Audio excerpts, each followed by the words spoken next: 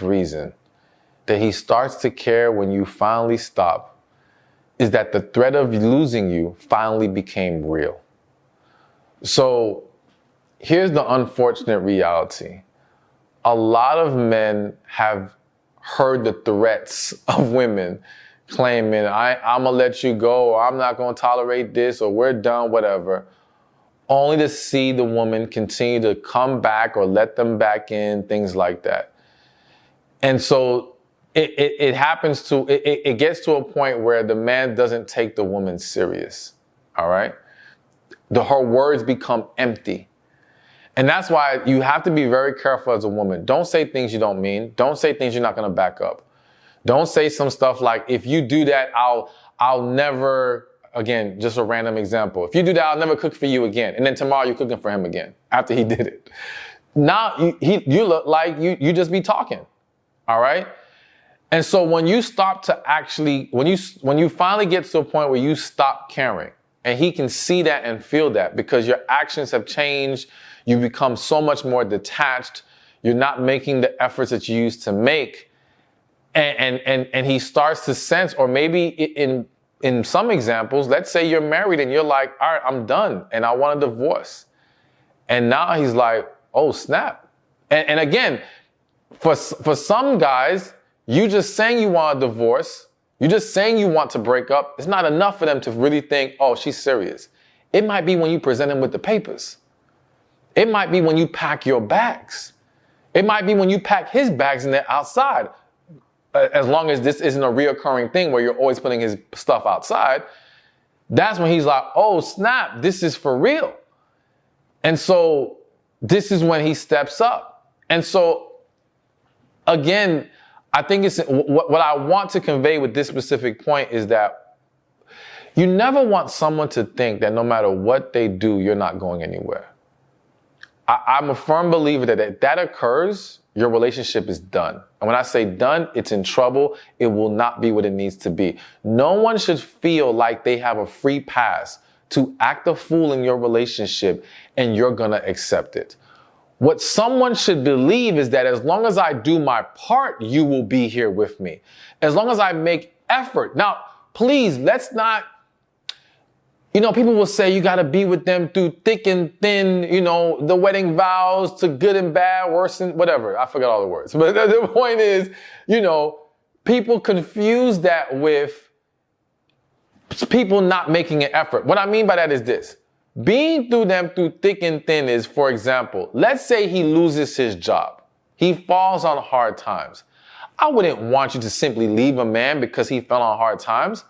But don't confuse falling on hard times and a man who's still trying to figure this out and be resourceful and useful in the household with a man who simply chooses to sit on the couch and do nothing. That's not thick and thin. That's just a man who's not making effort. That's a man who's not serious. That's a man you should not tolerate. Because now, if he is allowed to believe that he can sit there, make no effort to find work to provide, to be useful in the household, and you will remain with him, well, then he has no reason to step it up anymore. And he has no reason to take your threats serious.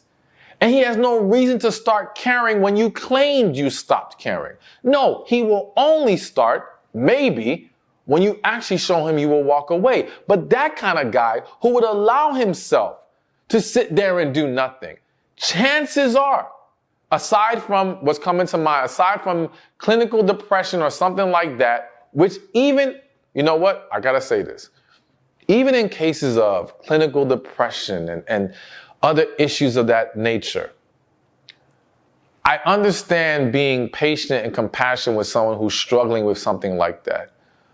But it again does not give them a free pass to scapegoat the issue and not make an effort to do anything about it. So when someone says to me, oh, my man, and I'm just using this one example, my man's no longer working, but he's depressed, I don't want to leave him, he's struggling. Okay, cool. I understand why you're being patient with him. But he doesn't just get to rest on his depression. My question then becomes, okay, so what is he doing to fix the depression? Is he getting help? Is he going I'm going to say going for medication only because that's what people do. I personally do not believe in medication. I am not a doctor. I am not giving you medical advice right now. I'm just someone who believes that when we go through things like depression, we can cure it with things like changing our diet, exercise, natural remedies. Again, that's just my personal position. But I know that many people out there, when they go through depression, they go to see someone, they get medicated. At least they're doing something. All right. So going back to that guy, is he even trying to fix it? Because if not, then no, he doesn't get a free pass. So again, yes, some men, until they finally think they're going to lose you, don't ever step up. But if he has to face the threat of losing you to even step up, is he really the guy for you? My thing is this. You expressing to him, and as I mentioned earlier, you have to express yourself effectively in a calm and loving manner. If you've done that and that is not enough to get him to want to step up, that's a problem. That's a problem. Because again, like they said, oh, well, people don't know what they had until it's gone. No, he knows what he had. He didn't think he'd lose you. But he should already be worried about losing a good thing. If he sees you as that, then he should already be willing to step up before he even has to face the reality of possibly losing you. So be sure that you understand that if it cannot be solved through communication and discussing the issues and being clear about what the problems are, then any other reaction later on when he thinks you stop caring is not a sign to continue to work with him, but it's just a clearer sign it's time to let him go. Hey, thank you for watching this video. Be sure to check this one out right here, and I'll see you there. The narcissist is emotionally detached. Now, again, this is where it can get tricky, going back to the reference of love bombing, all right? So if you're dealing with a narcissist,